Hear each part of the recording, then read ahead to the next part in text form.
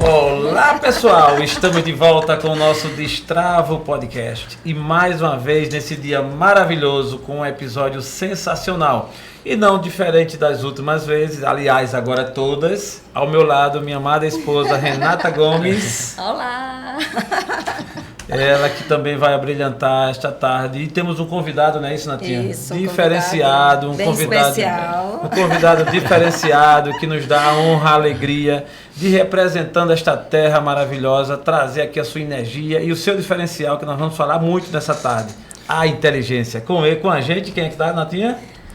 Hoje temos a alegria de estar aqui com Hugo Novaes. Não, eu ia dizer bem assim, com o poeta digital, sim. artista da terra, Isso, não é isso? Alagoano, Isso. e que está aqui com a gente para dividir a nossa tarde de hoje. E nada melhor do que você mesmo, Hugo, para se apresentar para a gente e dizer quem é Hugo Novaes. Deixa comigo que eu vou dizer. Isso, vamos embora, hoje promete. Eu sou o Hugo Marcelo Novaes Figueiredo, sou marcelense, filho do Túlio, da Lisiane, sou pai do Marcelinho, tenho 33 anos, sou sonhador, voador, né? E poeta desde os 8 anos de idade. Foi quando começou tudo. 8 anos? Também tenho que dizer, porque se eu não falar isso, viu, minha gente? Meu pai fica com raiva. Diz que você é formado em Direito, pós-graduado em Política e Estratégia. Sou membro também da Academia Alagoana de Cultura, membro correspondente da Academia Arapiraquense de Letras e Artes. Né? E estou para entrar aí, quem estiver aí vendo, viu, na de Letras de Maceió, é uma ciência de letras. Quero só que abra para eu mandar lá, para poder fazer parte também, ser membro. Que bom, academia aí. É um diferencial. E uma pessoa tão jovem, porque você, além de ser jovem, parece ser jovem. Tem as duas coisas. Só um parêntese, você enfatizou aí que você tem que dizer que fez direito, porque não, você não queria fazer direito. Não, é uma pergunta. Não, eu fiz, né? Eu gostava do curso, gosto também de direito, mas assim, meu pai é que é advogado, né? E sempre me incentivou, mas eu fiz porque eu gostava mesmo, não foi nada forçado, não. Aí ele fala assim, não, pro povo não achar que você é só poeta e tal, eu disse, diga que você tem formação. Tá certo. É incrível, né? Mas essa observação, ela tem lá um sentido, porque é uma posição diferenciada, né, que se destaca, mas não é comum, né, não tão comum quanto, por exemplo, advogado, né? Eu acho que ela perguntou, a Natinha perguntou, porque a gente tem um filho que ele é advogado, só que ele não advoga também, só não é poeta. E ela é o seu pai nesse papel, no sentido de cobrar, diga que é advogado. Né? Lucas está nos assistindo logo, e ela que pediu. Então, meu pai disse, você tem que tirar o OAB para você dizer que é advogado, não é formado direito, não. Ele ainda quer mais essa. Vamos ver. Se lá na peça da OAB aceitar um poema, aí dá certo. Aí tá aprovado, cheia. Mas, Hugo, é uma satisfação pra gente. A gente te agradece de coração pela sua presença aqui, né? Você disponibilizar a parte do seu tempo, né? Imagino que a agenda tem ficado muito cheia. Mas a gente quer te ouvir, e quer começar pelo começo, como dizia meu avô. Como tudo começou com essa parada aí de poeta, de fazer poemas e tal. Assim, é uma coisa que todo mundo que já te conhece, quem vai te conhecer, que tem muita gente que vai se encantar, uns que já estão encantados. Como tudo começou, a questão do poeta, de fazer poema? Primeiramente, quem agradece sou eu, né? Pela oportunidade de estar aqui, falando de mim, na minha terra, né? Um Destrave aí que está ganhando cada vez mais visibilidade. Então, quem agradece primeiro sou eu. E o meu interesse por poema, por poesia, foi numa atividade de escola. É por isso que sempre que eu dou muitas palestras em escolas, eu falo da importância do professor, da atividade de escola, né? A gente, com 8 anos de idade... Hoje a gente vê literatura só no primeiro ano científico, né? O antigo primeiro ano científico, né? Que agora é nono ano, depois vem 10, não sei como é. Isso. Sei que aí você só vê literatura depois. Mas você saber o que é uma rima, um poema, então foi lá quando tudo começou. Eu tinha 8 anos e uma professora fez uma atividade na escola dizendo que era rima, que era a combinação das palavras e tal. E aí eu fiz 8 anos. Sem nem recém-alfabetizado, né? né? Recém-alfabetizado. Aí eu fiz essa combinação de palavras que ela ensinou que era. Cheguei em casa e mostrei pro meu pai. E meu pai deu aquele incentivo. Por quê? Porque meu pai é pernambucano, que mora em Alagoas, e minha avó paterna, mãe do meu pai, era alagoana, que morava em Pernambuco. E ela pergunta, né? E ela era poetisa. E aí ele disse, que coisa boa a gente tem um poeta, quando a gente for para Recife, você vai levar suas coisas para sua avó ver, e ela vai ficar muito feliz de saber que tem um neto poeta igual a ela. E aquilo ali Entendi. Despertou. Despertou em mim. Aí eu passei a escrever, ia fazendo uma coisa e outra, vinha na minha cabeça, fazia, colocava lá, brincava com as palavras, poucas coisas eu anotava. Quando era aniversário de alguém, ou então eu gostava muito de ir para Pilar, o meu avô tinha um sítio lá. Fazia um poema para Pilar, fazia um poema como se fosse meu avô, com o amor do meu avô pelo sítio e tal. Fazia os poemas e aí foi indo. Até que depois eu descobri que também sabia compor. No primeiro Poematizando, que é o nome do meu livro, que depois eu vou dizer como é. Primeiro Poematizando, porque assim, o Poematizando, ele tem umas partes incompletas que é para o leitor completar, né? Participar comigo do livro. Entendi. E eu tenho um quadro no Instagram que eu peço para o seguidor mandar o poema incompleto para eu completar, né? E o livro é assim, descobri que era compositor fazendo um Poematizando, que eu não sabia nem o que era Poematizando, porque foi assim, meu irmão fazia parte de banda, chegou para o meu pai e ele disse, e é certo, né? Para uma banda fazer sucesso tem que ter uma música própria e estourada, né? Sim. Aí disse, vou fazer uma música. Aí meu irmão começou a música, tentou terminar, não conseguiu, deixou a música incompleta lá escrita para o meu pai fazer. Meu pai também não conseguiu, deixou o papel lá. Aí eu fui escondido, peguei a folha de papel e terminei a música e descobri que sabia compor também. Aí com 16 anos foi que eu tive a minha primeira música gravada. Hoje já tenho música gravada com o Mano Walter, com Wesley Safadão. Tá. Vamos conhecer também esse lado aí, porque na verdade assim, a ênfase maior, né, que a gente tem conhecido é como poeta, mas também esse lado compositor a gente quer também conhecer. Mas isso é interessante, muito marcante, né, na sua vida, esse começo de que inclusive, voltando um pouco com relação à sua avó, eu acho que é uma memória forte para ela. Como é que ela se sentiu em ver o neto chegando e com essa pegada? Na época foi muito bom. Ela lia, ela era muito orgulhosa do que ela fazia, tinha as anotações dela tudo manuscrito, né? Ela ia lá dentro pegar os dela também para mostrar, falando de Alagoas. Ela gostava muito de fazer acróstico, né? O que bota a palavra em vertical e sai fazendo em horizontal. Quase iniciais da palavra, sabe? Que é acróstico. E ela gostava muito de fazer acróstico. Ela ia lá, pegava, trazia para mostrar. Eu mostrava o meu, ela mostrava o dela. Então foi um orgulho muito grande. Minha avó materna também gosta muito de falar, gosta de escrever. Então foi as duas referências que eu tive assim, sabe? Uma influência positiva. Que assim, eu acho que os nossos primeiros ídolos estão dentro da nossa família, né? Meu pai, meu irmão, que foi na música, que eu via meu irmão na banda. Eu disse, rapaz, seu irmão que canta ou toca? Tocava, entendi. Tocava.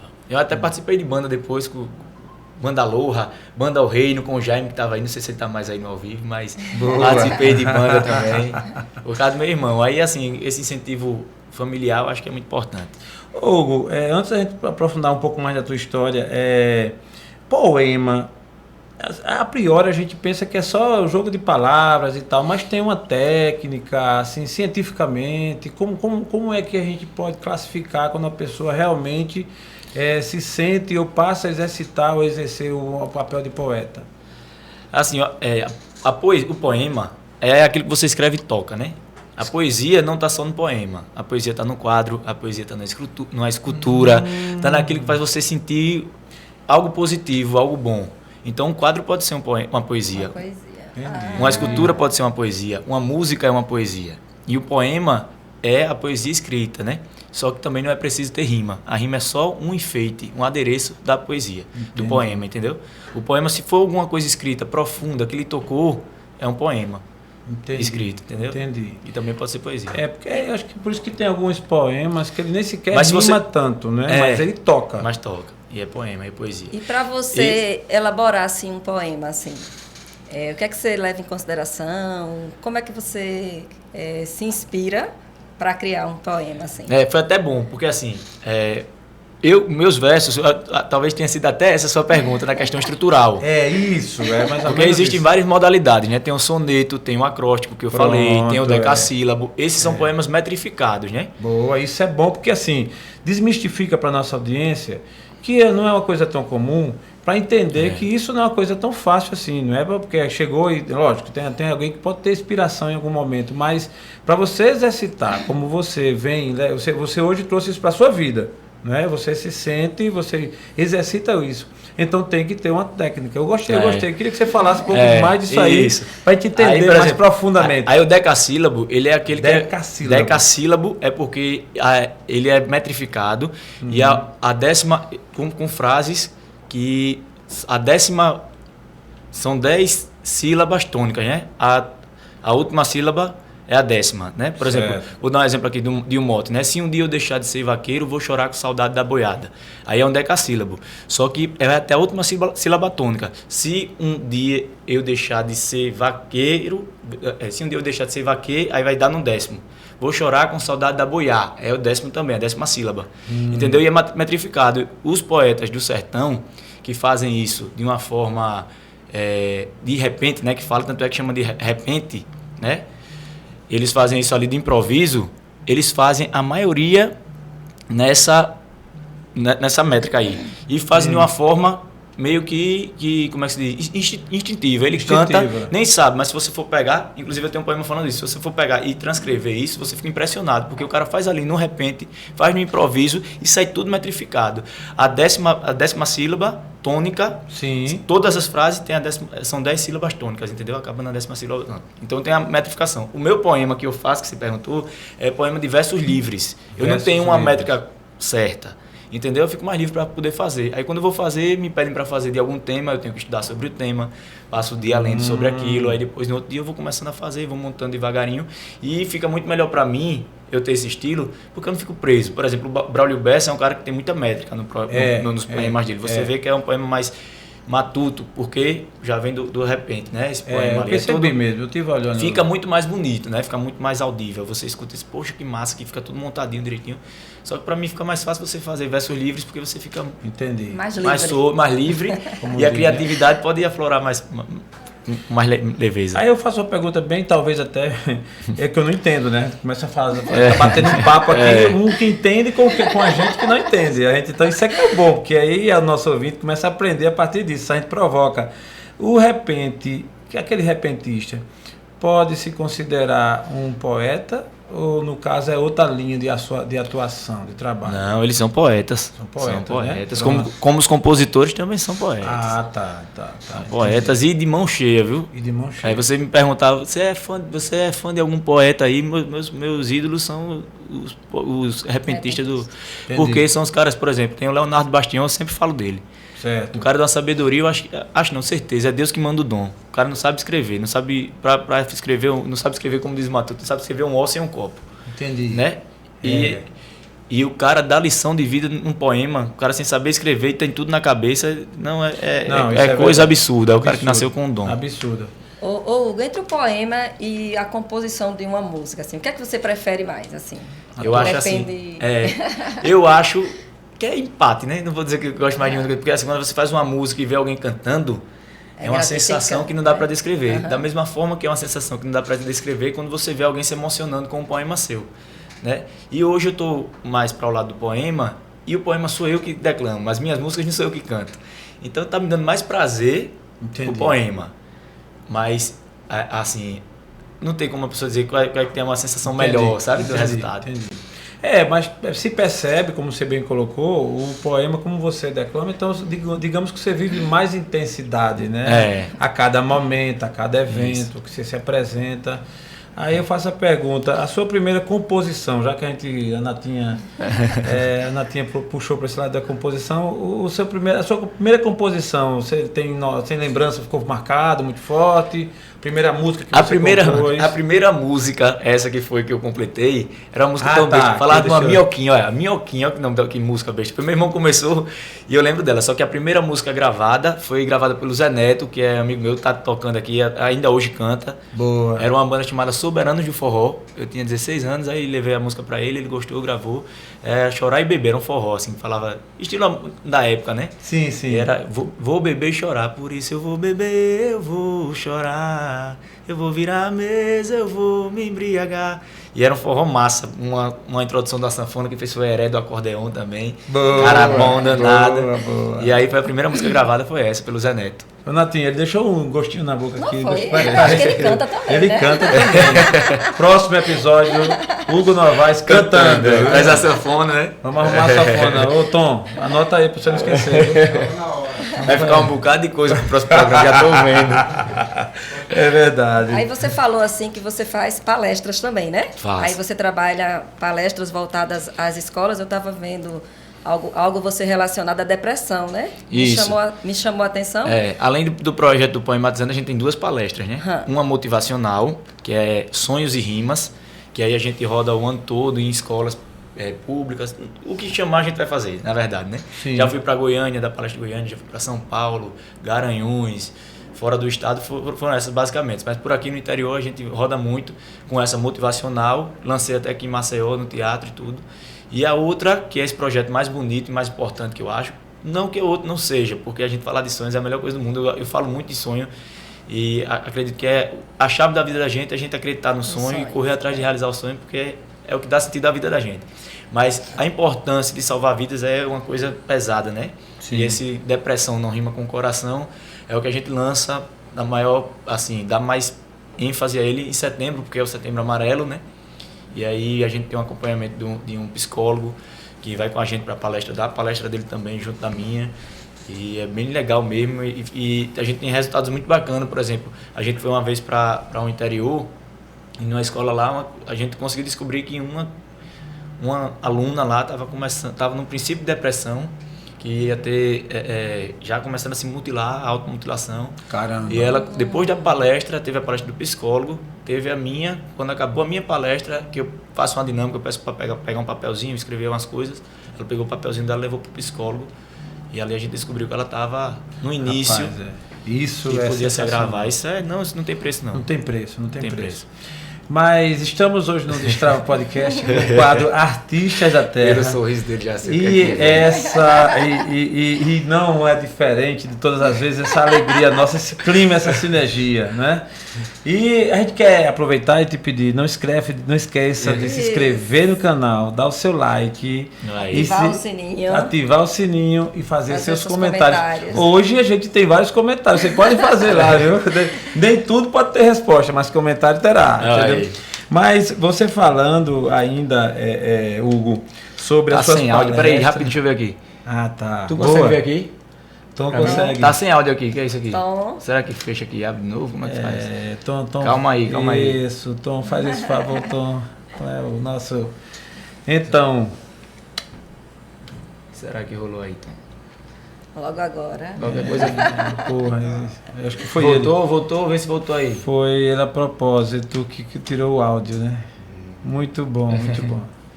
Estamos no nosso Destravo Podcast hoje, um episódio diferenciado. Voltou o som, não? Ainda tá sem áudio. Acho que é pelo tempo, né, que passa. Não, mas aí ele sai. Eu vou fazer o seguinte, vou sair e vou entrar de novo. Pera aí. Boa. Aqui, ó. Cosmélio, não poderia perder, sucesso. Opa, Ione lá de São Paulo, um abraço, Ione. Júnior aqui, ó. Boa.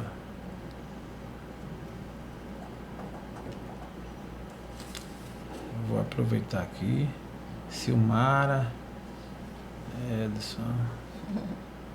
Eurico, meu amigo Eurico. Olha aqui a Nete. Por isso estava caindo aí. Um beijo ao poeta. Isso era de ligar. Ah, tá. Teve 2 ligações chegando mesmo aí. O beijo ao poeta. Agora estão escutando, pessoal? Voltou o áudio, por isso que o pessoal estava saindo. Tá bom aí? Beleza, ainda bem que eu vi antes de começar a recitar poema aqui, ó. Vou deixar aqui mais perto que aí pelo menos eu vejo, eu sou meio cegueta. Boa. Bora lá, já tá rolando de novo. Tom Vilela. Tá sem áudio de novo? Oxi, tô entendendo essa não. Será que é alguma coisa aqui? Tá apertando? Não, acho que não. O botão tá livre. Sabe, solta na mesa, Tom. Tá no modo avião.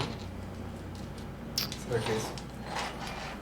Não, Silencioso. Pode soltar isso aqui Eu na tirei do mesa. silencioso aqui. Gente, um momentinho só, viu? Estamos aqui no Destrava Podcast, momento técnico. Ativando o som aqui. Isso é a pressão. Voltou aí, pessoal? Tá ouvindo? Quem é que tá ouvindo? É a pressão do convidado. Meu Deus do céu.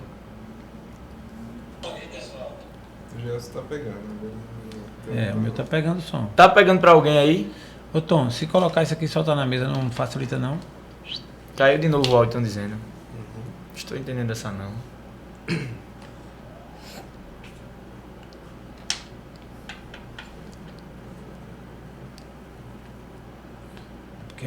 É porque a pergunta vai ser fantástica. Mariana, Marina, Vê se voltou. Sem áudio, todo mundo dizendo isso. Talsa, Fazer de novo. Lucas Nogueira, Anitta. Oi, sem som não? Um abraço, Anitta. Tá com som, estão ouvindo? Tem alguém ouvindo aí? Tá sem áudio ainda. Eu vou sair, vou entrar de novo, vou botar no modo avião, porque ligaram aqui bem na hora, eu acho que foi isso. Pode ter dado um bug. É. É, meu povo, olha que lindo. Modo avião, tira isso aqui, deixa vou eu só aqui sair. no Wi-Fi. Vou sair um pouquinho e volto já, viu? Lindo, né? Casal na pressa.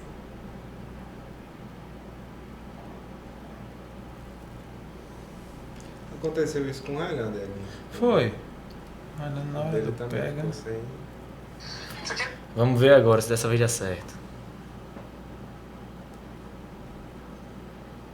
Agora estão ouvindo, quem tá entrando aí tá ouvindo. Vamos ver agora se dessa vez é certo. Tá. Vamos ver agora se dessa vez é certo. Agora estão ouvindo, né? Quem tá ouvindo aí? Vai botando assim, ó, o joinha. Tô ouvindo.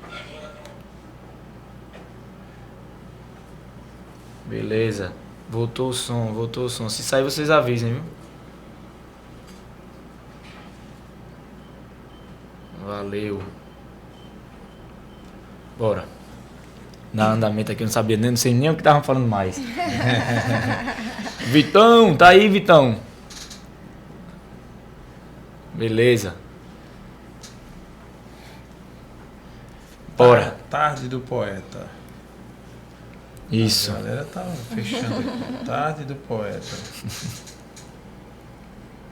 PV Melo, você está vivo, meu amigo? PV Melo. PV Melo tem que vir aqui também, viu? Chamar o PV Melo aqui no Destrave. Boa. Aí canta. Boa. Tom, anotou, Tom? PV Melo. PV Melo. Artistas da Terra. É isso. Fala, PV! Aí, também. Olha.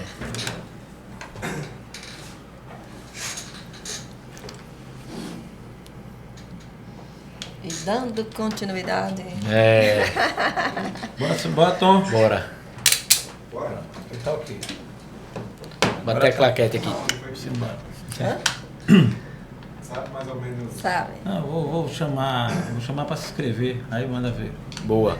É até bom que o povo não estava ouvindo, você vai ouvir Eu agora. vou chamar para se inscrever e vou falar do livro antes. Vou falar do livro. Isso além das palestras. Vou até botar pra você aqui, viu? Boa. Vai. Arrocha. Alô, pessoal. Um abraço grande. Uma honra. Estamos aqui com o nosso Hugo Novaes. Vamos embora. Voltando com o nosso Destrava Podcast, e dessa vez pedindo a vocês todos que, por favor, se inscreva no canal, dá o seu like, aciona o sininho lá e faz seus comentários. E nessa tarde está sendo muito brilhante, recebendo um artista diferenciado. Obviamente que já recebemos vários, mas nessa linha aí da poesia é o destaque, é o que temos de melhor em Alagoas. Então, Hugo Novaes. E Hugo, a gente na tinha perguntou sobre as palestras, eu gostei da pergunta e você teve a oportunidade de falar como é que funciona e tal. E nós temos acompanhado a sua história e você tem falado muito sobre o livro, né? Apresentado o livro. E eu queria ouvir também como é a história do livro, como é que você, como você teve a ideia de escrever, em que momento, quanto tempo você durou para escrever esse livro. O certo é que ele é diferenciado, é dinâmico, né? Você já percebe. A gente consegue aqui escrever, né? Complementar alguns poemas. Você provoca o leitor, né? Quais são os seus sonhos? Imagine. Isso aqui é maravilhoso. Conta um pouco da história desse livro, por favor. Bom, como eu tinha falado antes, a questão do poematizando, né? Que eu tinha um quadro no Instagram que eu pedia para o leitor me mandar poemas incompletos para eu completar. E foi daí que surgiu a ideia. Eu tinha o quadro, também um projeto, um tema 1 minuto poema, que foi como eu comecei na internet, fazendo poemas de 1 minuto, que eu pedia o tema às pessoas. E aí sempre tive essa ideia de interatividade com quem está me seguindo ali para poder ter graça das coisas acontecerem. E o Poematizando foi isso. Também veio da ideia porque é o seguinte, eu tenho 33 anos, vim ler um livro completo há um ano atrás. Opa! Eu sou ansioso.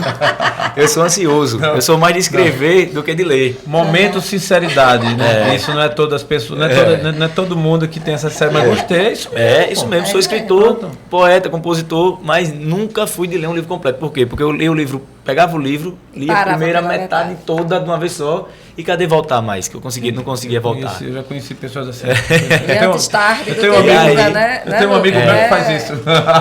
E aí eu peguei... Ou do antes tarde do que nunca. Aí no Covid... Não entendi. Eu senti uma indireta aí. Não, é direto. Não, porque ela tá lendo agora pra caramba. E era um tempo atrás, ela fazia isso. Mas agora não. A semana tava comemorando. Terminei de ler aquele livro todinho, disse a você. Disse, que bom. E agora temos um exemplo do Hugo aqui dizendo a verdade, sendo sincero. Mas agora eu vou pegar no seu pé, porque eu comecei a ler internado e já li 6 livros de lá pra cá, tudo falando sobre lei da atração. Só que essa dificuldade que eu tinha era porque o livro não me prendia tanto, não tinha vontade de voltar. Eu disse, rapaz, eu vou fazer alguma coisa que prenda, que ensine, que passe uma coisa positiva, que os meus poemas passem, mas que seja uma coisa que seja interativa. Entendi. Então, eu peguei a parte do poematizando, né? Junto com os amigos que tiveram a ideia, rapaz, por que tu não pega o teu quadro poematizando e faz o livro? E aí eu fiz, só que a gente queria botar mais interatividade. Aí botou em cada poema o QR Code para poder a pessoa passar o celular e direto para o vídeo recitando aquele poema que está ali. Essa parte de sonhos que você falou, que a gente coloca. E também no final tem dicionário de rimas, que se a pessoa... Porque no começo tem eu falando cada poema que eu faço, cada tipo de poema que eu faço. Para a pessoa dar uma lida, fala aí, ó, a métrica tem a métrica direitinho, né? Aqui eu achei aqui. Falando, ó, como é a rima. Isso aqui é por rima, né? Terminação e a métrica. Aí fala como é. E se você quiser fazer e faltar rima, você pode ir para o final, que tem um dicionário de rimas pela terminação, né? Sim, entendi. Quer segurar? Aqui, show. Não, Mostra. ele é bem dinâmico. Dinâmico. Aí, Termina que quem lê o livro fica com vontade de virar poeta tem também. dicionário de mas aí Porque você termina, a ideia é essa, né? Você está disseminando a cultura. Isso, incentivo e iniciação à literatura. Que a gente pode botar Mas até nas aí escolas. precisa ter o dom, não é isso? Você conseguiria, Paulo, ser poeta? Não, o dom. Você conseguiria fazer um poema Não, para mim aqui eu agora? Eu conseguiria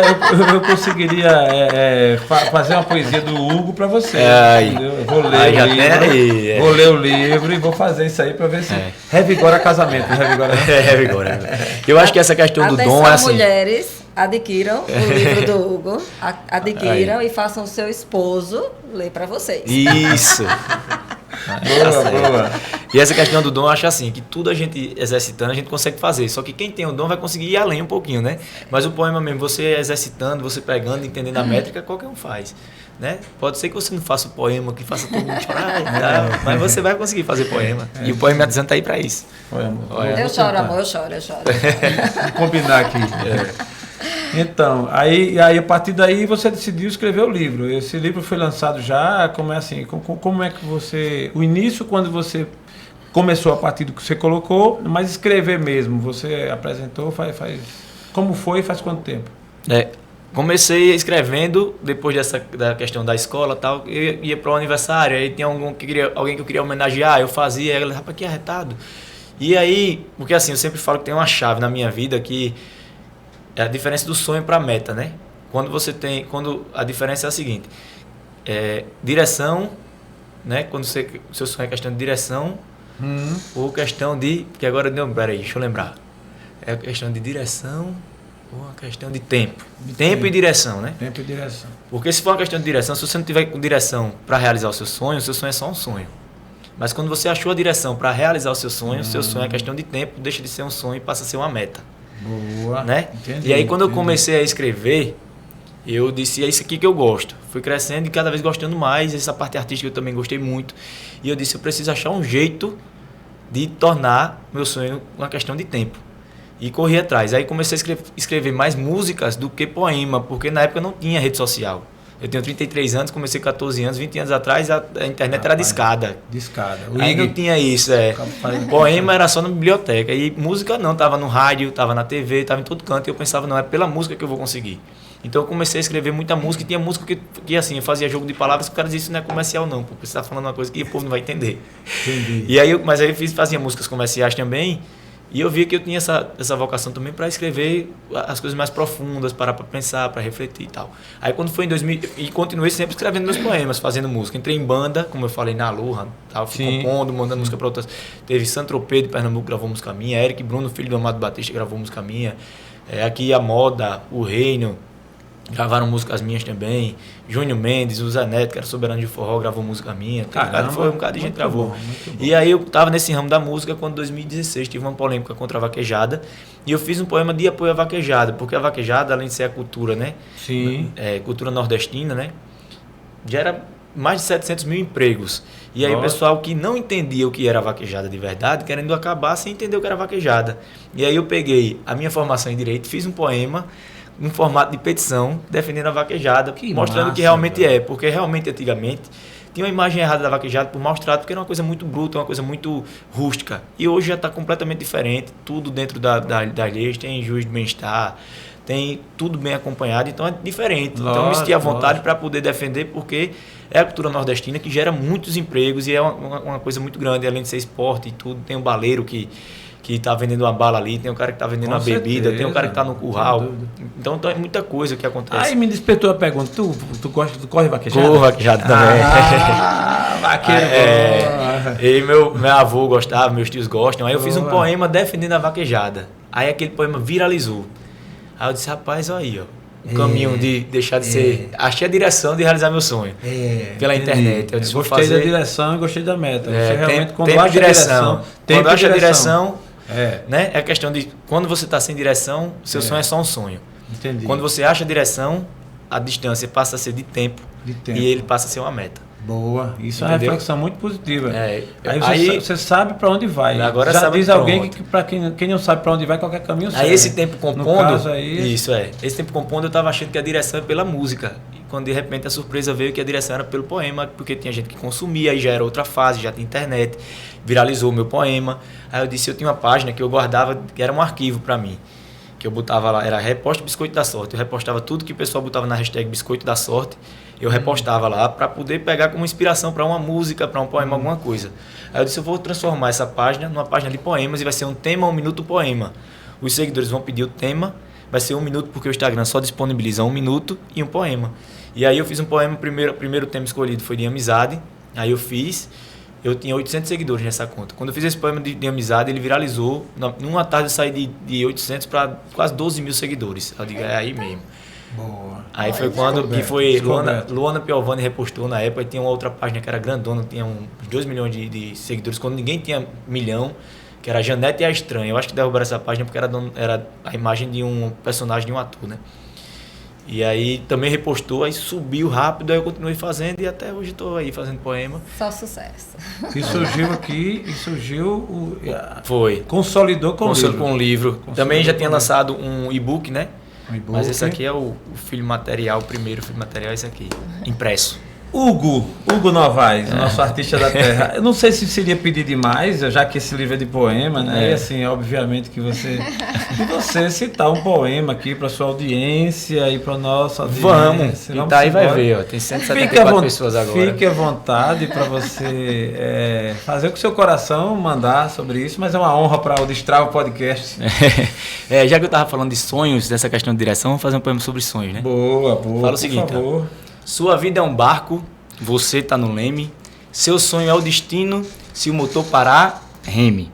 Se o barco afundar, se o bote furar, você vai ter que nadar. Pois nada vai te fazer parar de sonhar. Pois todos os sonhos são reais. Então batalha, deixa com o pai, só vai. Sonhe alto, voe grande, siga sempre o esquema de ser conduzido pelos sonhos e não empurrado pelos problemas. Steve Jobs disse assim: cada sonho que você deixa para trás é uma parte do seu futuro que deixa de existir. O sonho é alimento para a alma. Se você acha que está muito longe, calma. Sonhe, sinta-se vivo, faça do sonho seu objetivo, corra atrás e confie em Deus, pois os sonhos dele são maiores que os seus. Cadê a galera aí? Tem umas 20 pessoas aqui. Plateia do Destrava Podcast. Rapaz, interessante assim, o conteúdo, o conteúdo. Eu ouso dizer, Hugo, eu vou dizer aqui, isso é uma coisa que eu senti desde quando eu comecei a assistir mais, né? Lógico, quando eu soube que você vinha me acompanhar, eu digo, vou...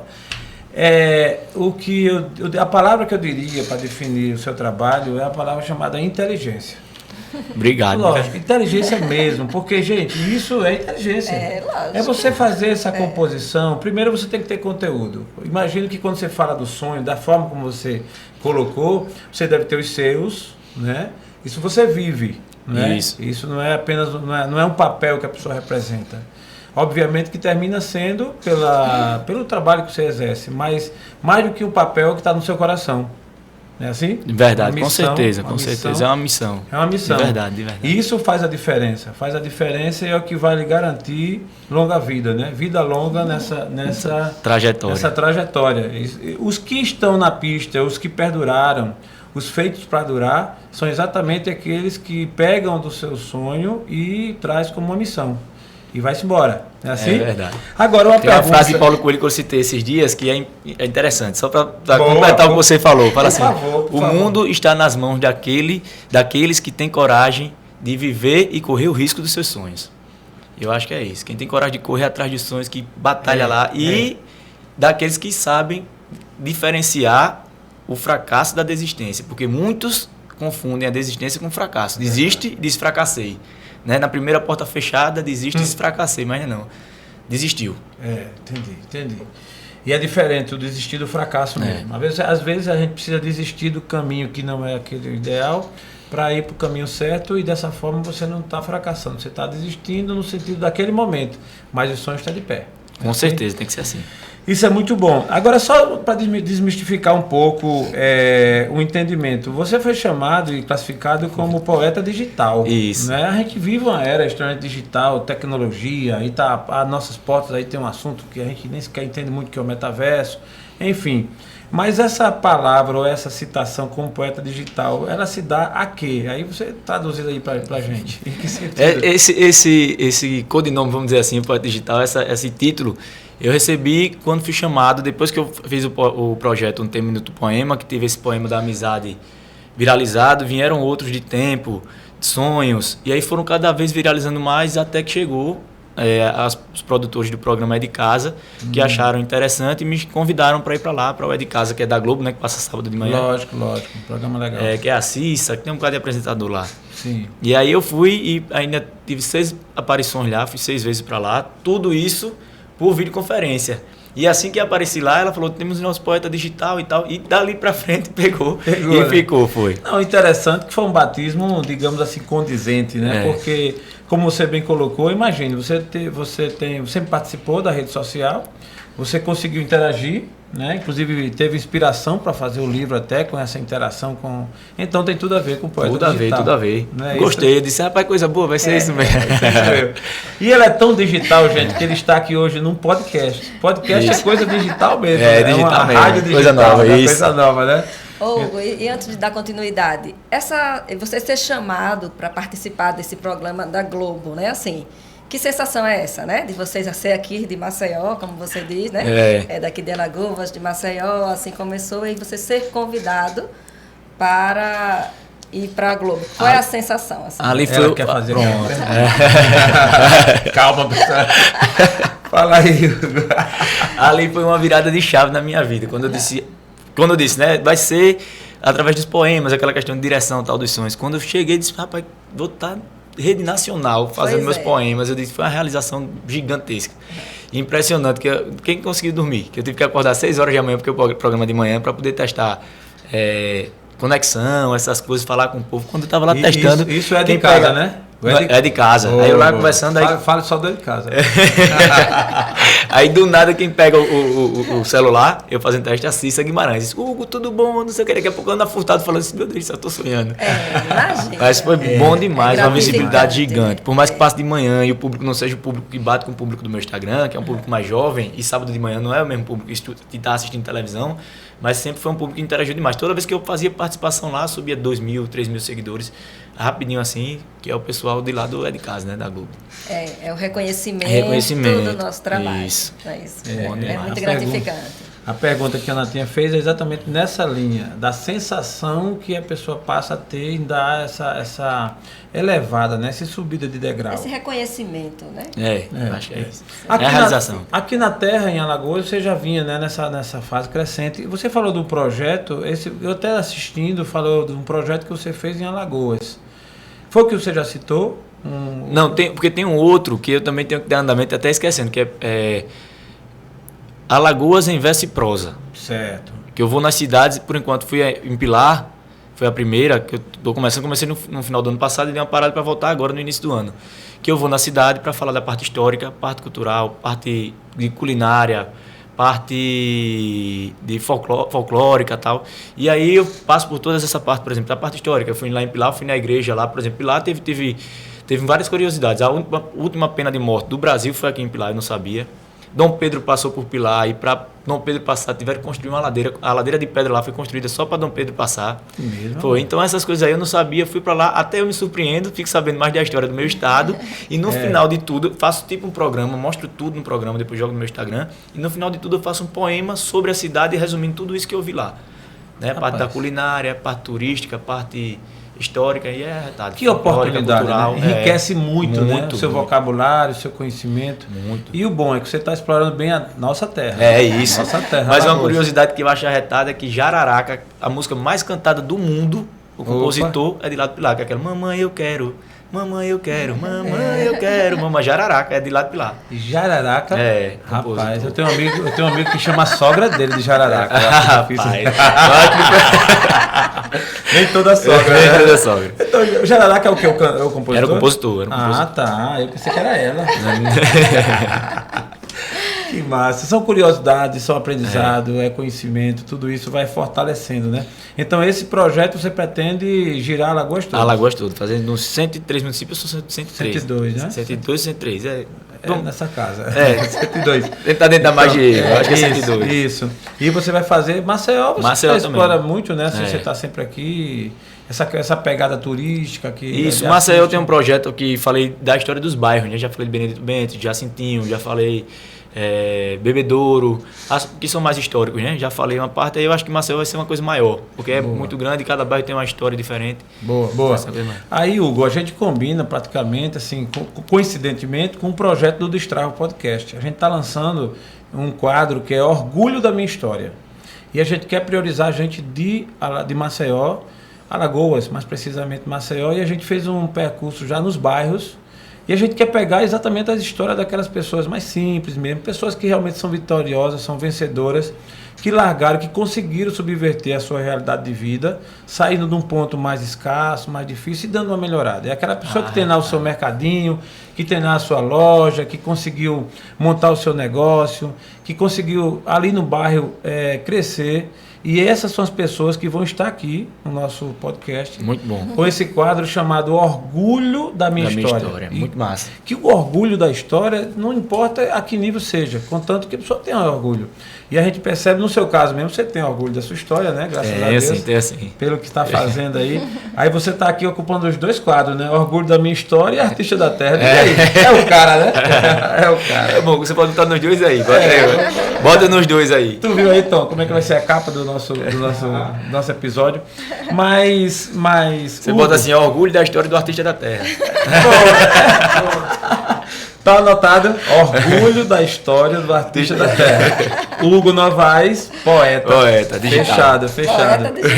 Poeta digital, boa. Depois vamos fazer uma foto bem diferenciada.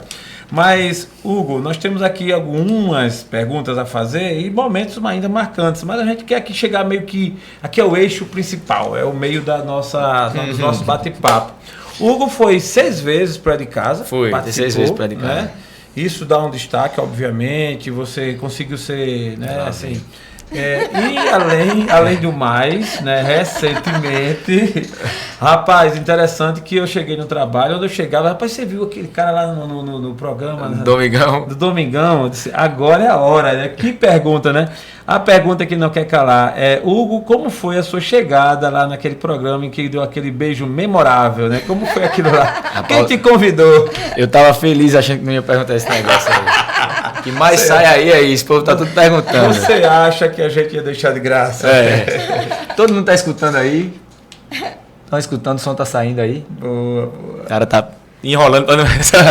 Exatamente. Uma pergunta que não quer calar. Não, lá foi o seguinte, essa questão da Anitta, eu recebi através do direct, né, do Instagram. Me mandaram uma mensagem perguntando se eu queria participar de um concurso, um date show com a Anitta. Não tinha nem o nome no quadro ainda. E aí eu disse, isso é conversa.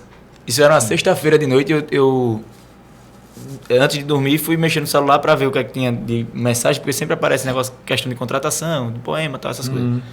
E aí eu vi essa mensagem, eu disse, é mentira. Aí respondi, né, disse, se for verdade... Entendi. Vamos ver no que dá, mas aí quando foi no outro dia, a moça ligou, que era uma recrutadora da Globo, dizendo que ia acontecer esse quadro, que eles tiveram essa ideia e tal, e que ia acontecer uma seleção que tinha participantes do Brasil todo sendo selecionados pelos recrutadores. Brasil todo? Brasil todo. Aí pedi primeiro para eu responder um questionário, lá um formulário, responder umas perguntas, depois pedi para mandar umas fotos, depois pedi para mandar um vídeo convencendo os pais de Anitta. Isso Rapaz, que beijo caro. Mas muito bom. E aí fui mandando, aí depois, quando foi depois... Né? Conquista. Aí quando foi depois, ela disse, Hugo, você tá na final. Eu disse, como é a final? Isso vai ser no palco. Eu disse, misericórdia. Aí fui pra lá, mas acredita, como é engraçado as coisas. Se quiser tirar... Não, tá bom, é porque eu tiro, é bom de escutar que eu gosto, mas é pro outro ficar fora é bom também.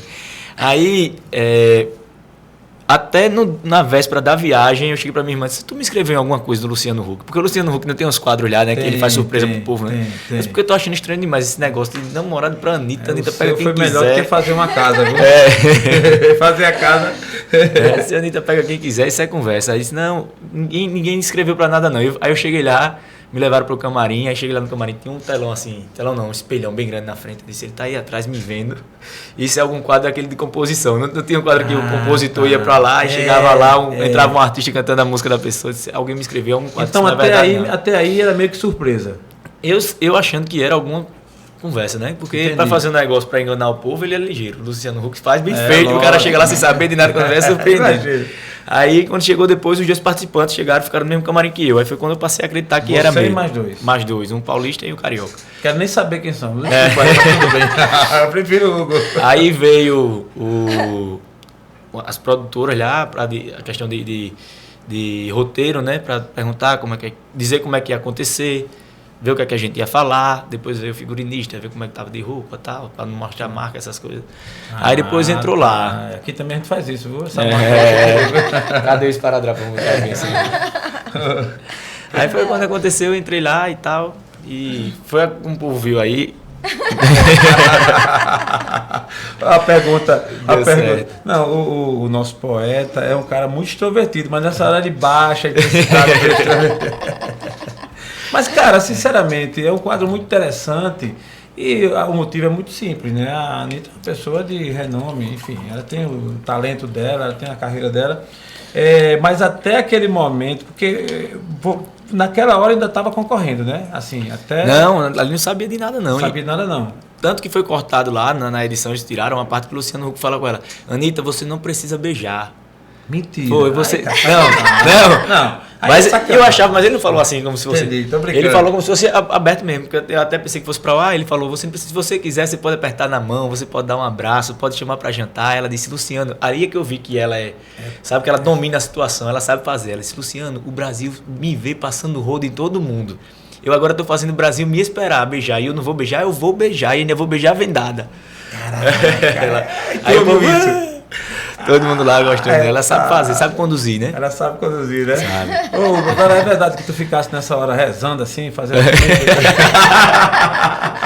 Me disseram que você ficou rezando assim, comigo. Nessa hora eu tava sem entender nada. Quem é que ia imaginar que ia participar de um quadro de namorado da Anitta no Domingão com Huck? Primeiro que o Domingão era do Faustão, né? Aí agora é Domingão com Huck. E namoro pra Anitta, tudo negócio completamente diferente. Tem um amigo meu, Diogo, que fala, você é o cara dos rolês aleatórios, só as coisas tudo troncha. Eu disse, esse é mais um.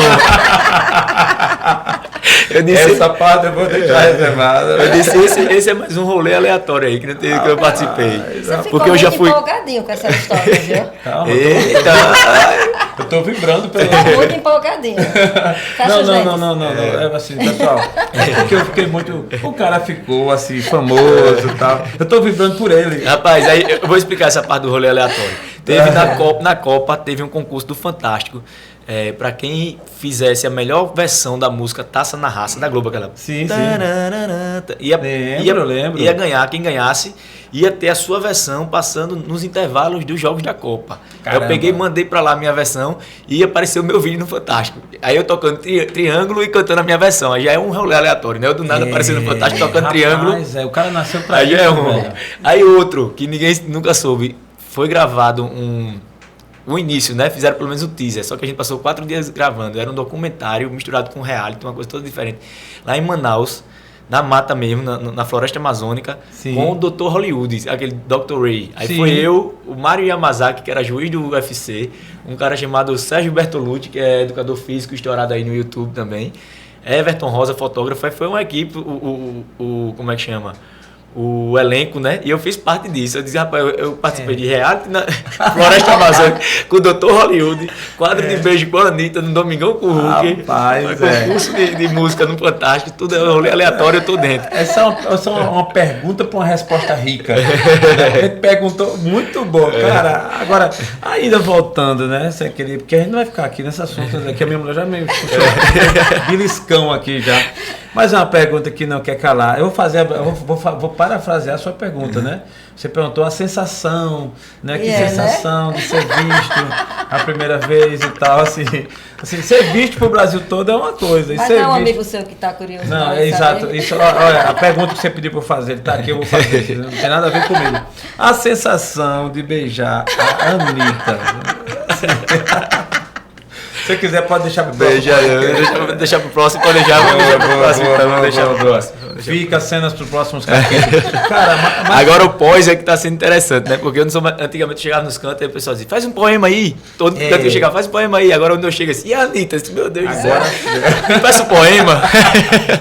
Não, interessante, né, cara, como a mídia, né, o processo midiático, ele tem esse poder realmente, né, e faz parte do jogo.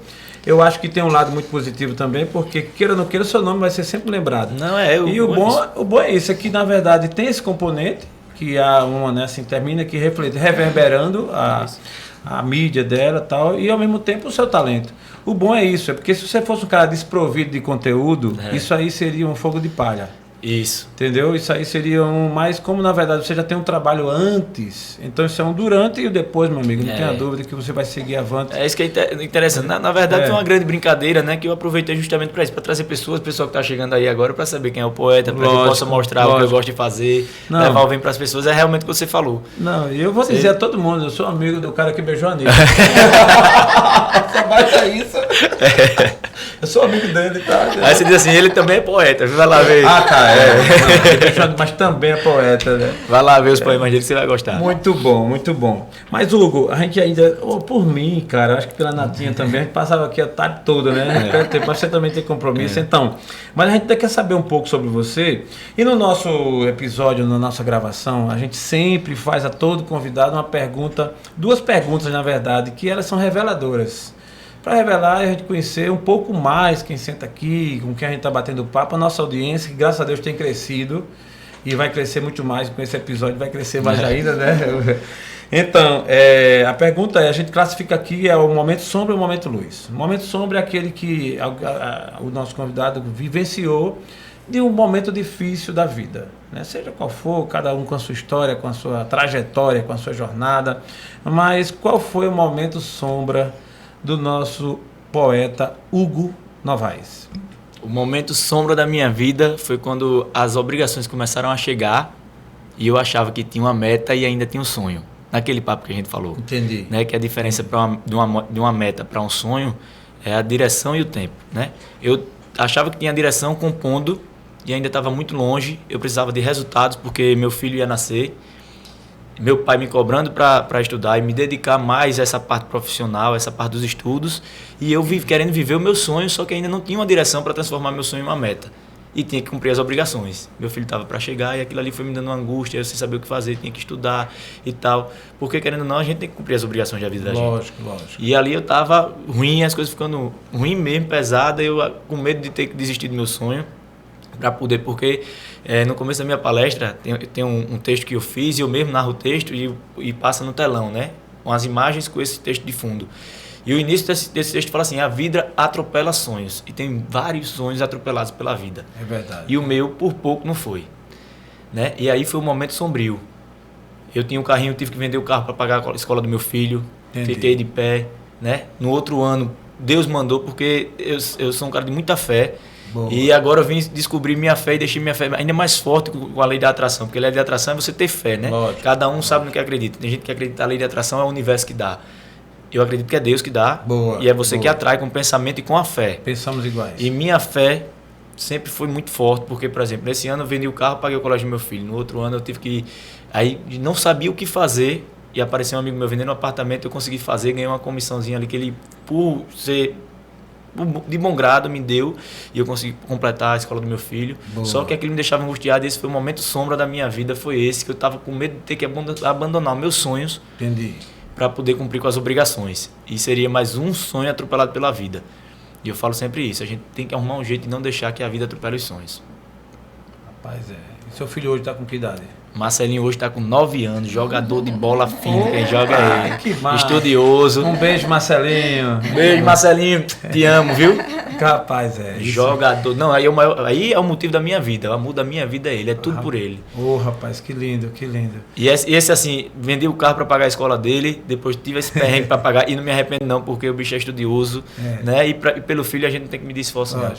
Eu por um segundo aqui, eu me vi no lugar do Marcelinho lá na frente, entendeu? Imagina, né? Imagina você saber que o pai, né? Assim, isso é. E a sensação de ser pai é diferente, né? Demais, demais. Ave Maria, não sei nem descrever. Pronto, a hora que o poeta fica sem fala é quando vai falar de família. Se for falar de pai e mãe, eu vou ter um vídeo aí no meu Instagram que eu vou falando do dia dos pais do meu pai, eu não consigo falar 10 palavras, eu já começo a chorar, e vou falar do Marcelo também, não consigo, já começo a chorar.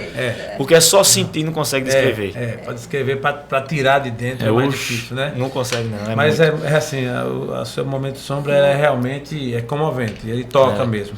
Mas tem a sequência da vida, né, Natinha? Isso. E aí, o que você vai fazer? Hugo, e assim, para dar continuidade, né? E me fala um pouco também do teu momento luz, né? Que a gente na vida, né, tem esses momentos sombras, né? Que a gente acabou de escutar o teu. E aí a gente também tem momentos luz. Qual o momento luz de Hugo? O momento luz, a gente até já falou dele. Opa. O momento luz foi nessa virada de chave, quando começou a crescer meus seguidores no Instagram por causa do primeiro poema. E eu vi que era ali que meu sonho virou uma meta, que foi ali que eu descobri a direção certa, que eu estava achando que era pela composição e fui pelo poema. Que quando eu tive essa aceitação, assim, que foi instantânea, quando eu joguei o primeiro poema lá de amizade, teve o da Vaquejada antes, quando eu joguei o da amizade, numa tarde eu saí de 800 para 12 mil seguidores, eu digo, é aqui. Entendi. O caminho é esse. Entendi. Ali foi com a luz. E quando foi com menos de um mês que eu fiz um outro poema de tempo, eu recebi uma ligação 021, eu disse, meu Deus, isso é cartão. Já vi esse filme. Aí eu disse, não é possível. Pelo WhatsApp, os caras estão ligando pelo WhatsApp agora, eu quero pelo WhatsApp. Era a produtora do Lado de Casa, chamando para participar de lá. Aí confirmei que era o caminho, era aquele mesmo. E aí começou a... Foi luz mesmo. É aqui, pronto. Aí eu comecei, aí depois entrei na Viraliza, um abraço pra galera da Viraliza, a agência que toma conta da minha carreira. Boa. E aí a gente foi melhorando as coisas, entrei no Jeová, fonoaudiólogo, a gente montou a palestra, começou a juntar as coisas que já tinha na minha página para tornar o livro. Saiu de um Tempo Minuto Poema depois para Hugo Novaes, porque o Tempo Minuto Poema me deixava muito engessado, só em poemas de 1 minuto. E hoje eu faço todo tipo de poema, né? Poema curto para o réus, inclusive vou fazer um hoje, vou postar lá. Boa. Então, foi tudo melhorando e foi aí o momento luz, que foi essa virada de chave, onde eu achei assim, não abandonei meu sonho, comecei a viver meu sonho de verdade e realizar meu sonho. Que maravilha. Que maravilha. Então você que estava pensando que o momento luz dele era ter beijado a Anitta. Meu momento luz foi bem antes, viu? Foi bem antes. E teve também um antes. momento sombrio que eu esqueci de dizer também, que no final de 2020, para quem tá chegando agora, disse, não, nunca teve seguidor não, perdi uma conta de quase 200 mil seguidores, fui hackeado. Eu ia até tocar nela mesmo. Como foi isso, cara? Pelo amor Rapaz, de Deus. a gente tava num processo de lançamento do Poematizando, E aí a gente entrando em contato com as pessoas e tal, e não tinha só eu logado no Instagram. E aí uma pessoa que estava logada lá no Instagram para poder fazer essa ajuda de divulgação e de resposta mesmo às pessoas e poder fazer as coisas do livro, acabou recebendo uma mensagem de uma conta verificada dizendo que ia verificar a minha conta. E aí ele caiu no golpe, fica até o alerta aí, e o Instagram não manda mensagem por Instagram, quando ele vai verificar, tudo que o Instagram quer entrar em contato é por e-mail, não tem nada de direct. Então é isso, foi o que aconteceu. A mensagem muito bem formatada, tem até aquela barrinha para você clicar, entendeu? Não era nada de você responder, você clicava a barrinha para um formulário para preencher, e aí acabou caindo nesse golpe. Um cara da Turquia entrou, quando foi com 10 minutos ele estava falando comigo pelo WhatsApp em espanhol. Eu disse, não é espanhol não, irmão, é português. Ajeitei o tradutor. E aí ele veio pedir dólares, foi $3.000 ele veio pedir, só que aí a gente foi, o pessoal especialista nessa parte de crimes cibernéticos disse, não pague não, que vai acontecer, ele não tem nenhuma garantia, ele vai continuar extorquindo e não vai dar em nada. Ah, tá, ele fez isso, Foi. extorquindo. Foi, aí depois cortou o contato e vendeu a conta. Eu acho que a conta ainda está lá, parece que é uma loja de sapato, mas caiu muito seguidor, deve ter uns 150 mil seguidores ainda lá. Mas perdi minha conta, foi um outro momento sombrio aí, mas não foi o mais sombrio não. Realmente porque o ladrão pode roubar coisa material, mas o dom lógico, não. boa observação, seu talento, sua observação. Mas Hugo, por mim a gente passava bem mais tempo. Mas antes de terminar, eu queria ouvir ainda assim, como é que o Hugo Novaes se vê daqui a 5 anos, assim, na sua perspectiva? Hugo Novaes se vê, deixa eu ver, com 5 anos, vou estar com um bocado de coisa e com um bocado de sonho a mais, que a gente pode parar de sonhar nunca. Mas vou estar com um segundo poematizando, com bem mais seguidores, sabendo quem é o poeta, com bem mais projetos, levando mais amor para mais pessoas, mais vontade de sonhar, mais motivação, salvando mais pessoas. Eu quero seguir sendo poeta até quando Deus me levar daqui. Amém. Que entendeu? Levando, porque assim, tem até um poema que é um dos que eu mais gosto, que fala assim, que preço é preço, valor é valor, e o que tem valor não tem preço. E você levar o que é bom para o coração das pessoas, você conseguir transformar vidas. Eu sempre falo, tem um cara que sempre me faz chorar. Ele deve estar aí vendo. Que ele estava em depressão, 8 anos, sempre que tinha data de aniversário da mãe, o dia de finados, ele se trancava no quarto e não conseguia sair nunca para nada. E através de um poema que ele viu eu recitando, ele conseguiu sair nesse dia, deu uma melhorada no ânimo dele. Ele me tocou de uma forma que eu nunca tinha sentido antes, consegui sair, conversar com as pessoas, me abrir para as pessoas, obrigado. Quando ele fala isso, toda vez eu choro, é porque já está mais exorcizado esse sentimento dentro de mim, porque toda vez que ele fala, né? Entendi. E isso não tem recompensa melhor. Tem não. Não tem. Ele falou, teve um dia desse que ele foi e até num vídeo que eu fiz, quem é Hugo Novaes, né? Depois que começou a chegar seguidores, aí eu fiz um vídeo dizendo quem era Hugo Novaes, ele pegou o botão embaixo. O Hugo Novaes é o cara que me tirou de uma depressão de 8 anos. Isso aí não tem preço. E é isso que eu quero levar pro resto da minha vida. Fala aí, velho. Se eu for falando mais, eu vou me emocionar mais, vamos deixar pra lá. Não, mas isso toca realmente aos corações, e eu sei o que é isso. Eu não passei 8 anos, mas eu já tive depressão. E é um troço ruim. Não, é um troço ruim. O que eu mais falo assim, o que é mais importante é saber que é uma doença mesmo. A pessoa quando tem uma dor de barriga, a pessoa toma um remédio. Tem uma dor de cabeça, toma um remédio. E a pessoa quando tem uma doença na alma, né, não quer tomar um remédio. Mas se as pessoas dizem que é frescura, que é falta do que fazer, falta de fé, isso aí é uma coisa que tem que ser batida com força para que o povo possa entender isso. Para poder salvar mais pessoas. Foi uma fase rápida, mas me mexeu muito comigo. E assim, antes eu achava que era impossível tal, e até que você cai a ficha, né? No dia que você diz assim, realmente o médico vai lá diagnóstico, e assim, você vai ter que... E eu realmente me permiti ser curado. Mas o que eu quero dizer é que além de, logicamente, a medicação, a terapia e tal, mas as palavras têm poder.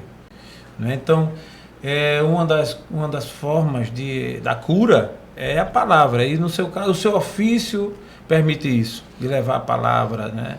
Eu, nessa fase, né, eu li muito, inclusive poemas mesmo, assisti bastante, ouvia muita coisa, me ausentei muito das notícias, porque hoje em dia... É pesado, muito peso. Se for olhar as notícias que passam, é muita coisa ruim. Baixa a energia da gente. Então vem um trabalho como esse seu.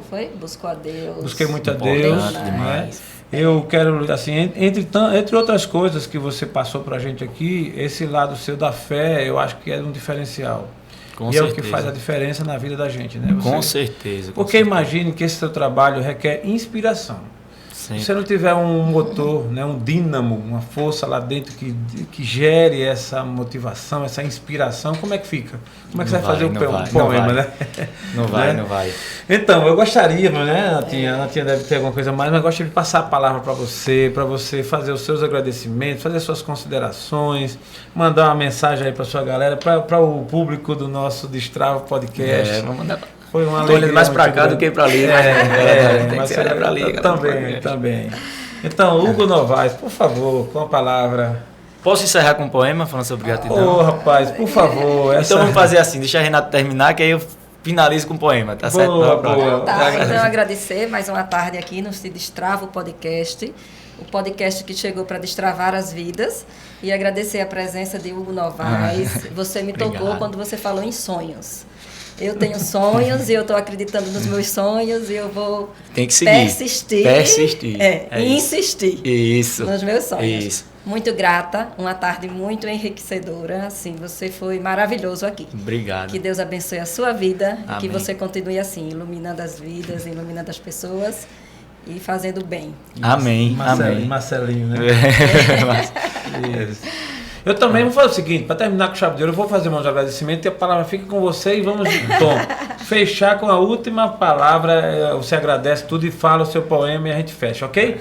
Queremos agradecer de coração a todos vocês que estão com a gente até agora e ainda vocês vão terminar ouvindo o poema do nosso poeta maravilhoso, Hugo Novaes, que representa bem Alagoas no Brasil e no mundo. E vai longe, viu? O cara novo assim vai longe. Isso, Então, vamos lá. muito agradecido. Por favor, Hugo, com a palavra. Primeiramente, agradecer a vocês pelo convite, né?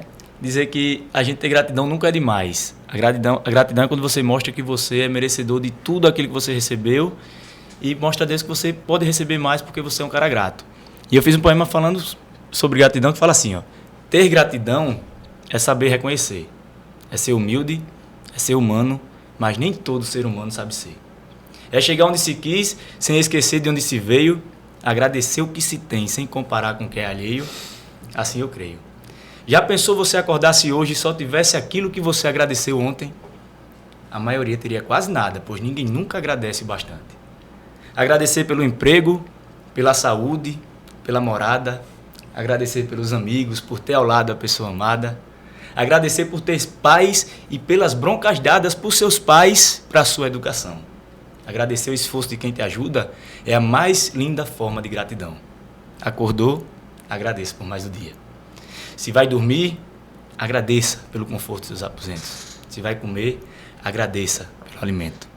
Coloque o joelho no chão, junte uma mão com a outra mão e agradeça a Deus por tudo em oração, pois Ele é o único que é digno de toda a nossa gratidão. Valeu, gratidão a vocês, viu? Sem Gratidão palavras. a vocês, de Um verdade. abraço, Hugo.